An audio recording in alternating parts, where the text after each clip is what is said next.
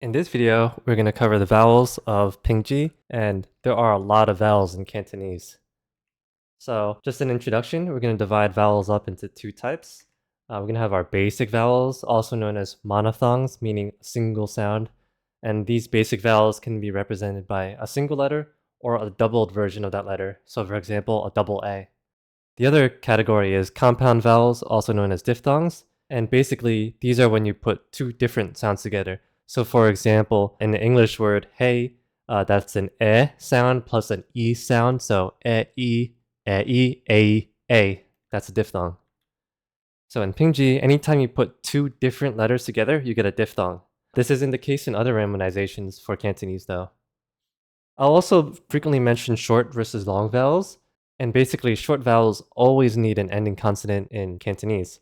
So, for example, one of our favorite Vietnamese dishes, pho, that word is not possible in Cantonese because that's a short sound, but there's no ending consonant. But you could have words like fun and everyone's favorite four-letter swear word. Those are good. Because of this, some vowels change when they end a word. All right, and let's briefly cover double letters. So we have three of them. We have double A, double U, not to be confused with the letter W, and double O. These represent separate sounds from their single versions, A, U, and O. Double A and W are the long forms of A and U, respectively. And because they're the long forms, they often change spelling, and I'll get more into that later. Whereas on the other hand, double O is unrelated to single O. Both of these are long vowels. All right, so let's begin. And our first two vowels are short A and long A. The short A is like the in but, whereas the long A is a long vowel, so like the in father. So this introduces our first spelling exception. If there's no ending consonant for then it's just written as a single A, not two. So I'll show some examples shortly. All right, on the left-hand side, we have our short A. Now we can actually start using example words in Cantonese. I'm going to pronounce them but without tones because we'll be getting into tones later. So for example, we have some, buck, and yut. That's the short A sound. The long A sound with two A's, we have some and buck. We also have wa, but that's written as one A because there is no ending consonant.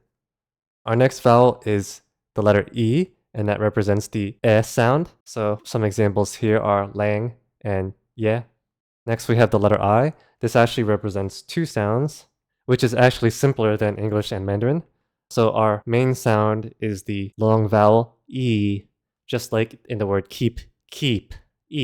The other form is a short I, and this only happens when you have a consonant that's in the back of your mouth. So the ng and the k sound. This becomes an I. So for example, in the English words sing and sick, that's the same sound. And actually there are Cantonese words that have the same sound as well, sick and sing. So here are some examples. Sin, that's a long E sound. Then we have sick, that's a short I because of the K. And then E, that's another long E sound.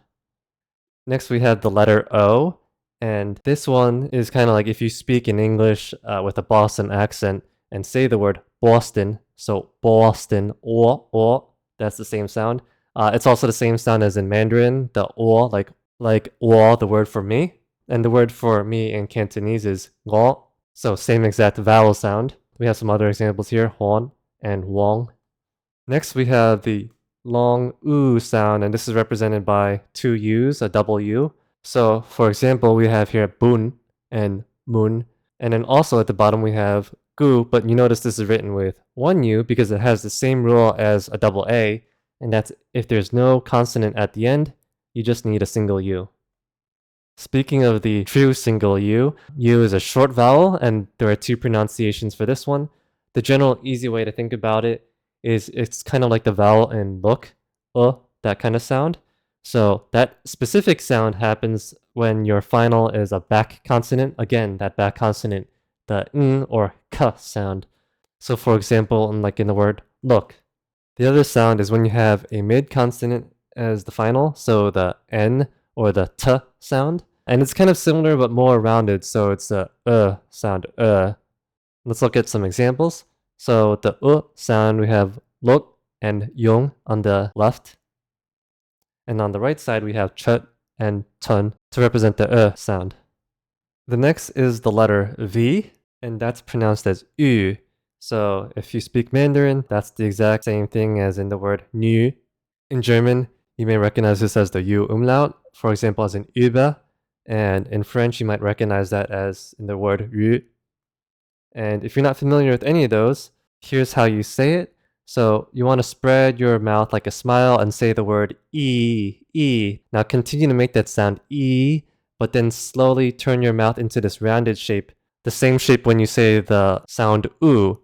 So e. So it's basically a sound that's kind of made at the front of your mouth rather than at the back of your mouth like oo. So contrast ü versus oo. You kind of feel the difference in where the sound's coming from. Anyways, here's some examples. Yu, sut, and tun. Our next sound is also not in English, and that's the double O sound, but it is in German and French again. So for example, in German, König, and in French, jeune. We can use the same method that we did for the previous sound. In this case, make the sound like with the letter E, and then round your mouth again. So So for example, we have the words sung, leung, and suk. Alright, so that was all the basic vowels. Next, we're going to go into the compound vowels. And all the compound vowels simply add an E sound or an U sound after the first vowel, represented by the letters I or U. Keep in mind that the U in this case represents the long U sound, not the short one. And this brings up our next special rule, and that's if the first vowel is a double A or a double U, it will contract with the second letter. So if that second letter is an I, it becomes a Y. If that second letter is a U, it becomes a W. And let me demonstrate. So here we have two examples, AAI and AAU. Because you have a double letter followed by another vowel, they're going to contract. So watch, AAI becomes AY. Now let's go back. AAU becomes AW. And when we get to it later, the same thing happens with UUI. So if this seems weird to you, remember that this is not unique to Pingji. Even in Hanyu Pinyin for Mandarin, you also have contractions. So the sound wei is written with two letters UI instead of three, and the sound one is also written with two letters instead of three. And that's the reason why we do this in Pingji. It's just to make things shorter. Okay, so now let's actually find out how these are pronounced. The AY sound is pronounced like the Y in Y. So I. The short version, AI, is basically a shorter version, I. So like the I in the word white, I. So here are some examples. The long version, we have dai, my, guy. And short versions, we have dai, sai, wai. So hopefully you see the difference there. Let's look at the next pair of long and short vowels. So our long AW is an ow sound, like in the word how, ow. Whereas the short version, AU, is just basically a shorter version. It's ow, ow. So here are some more examples. Our long words are on the left, so gao, bao, mao, ngao. And then on the right, we have our short ones with the AU, so gao, yao, sao, ngao. Our next compound vowel is made by combining the e and e sounds together. And I actually did this earlier on when I talked about the English word hey. So e plus e makes e. So some examples here, we have ne, gay, and fei. Here's a very rare compound vowel. That's if you put the e and the u sound together, make eu. So the sound would be eu. This is extremely rare, so in most cases we won't even see it.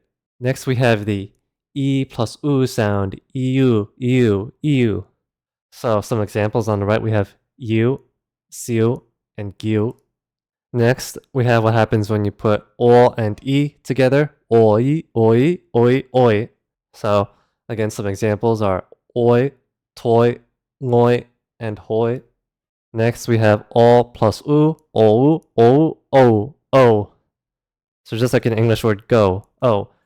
So some examples are ho, to, and go. Next, we have the letters UY, and remember, this is a contracted form of UUI, and this is basically putting the sounds U and E together. So ui, ui, ui. So bui, mui, and fui.